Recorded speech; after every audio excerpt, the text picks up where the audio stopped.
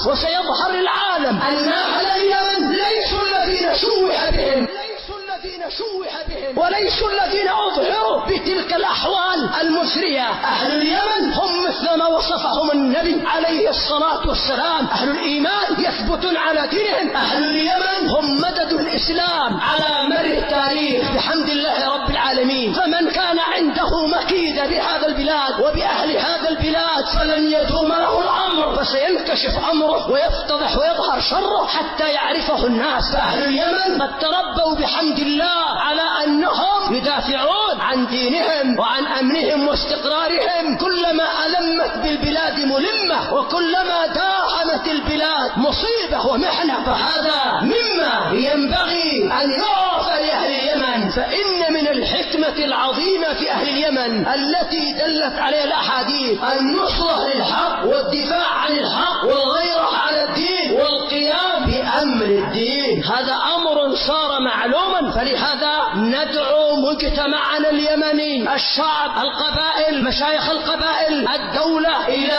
المحافظة على الدين أولا وعلى البلاد ثانيا، على الدين أولا وعلى البلاد ثانيا، على الأمن والاستقرار، على الحقوق والممتلكات، على كل ما فيه خير. المطلوب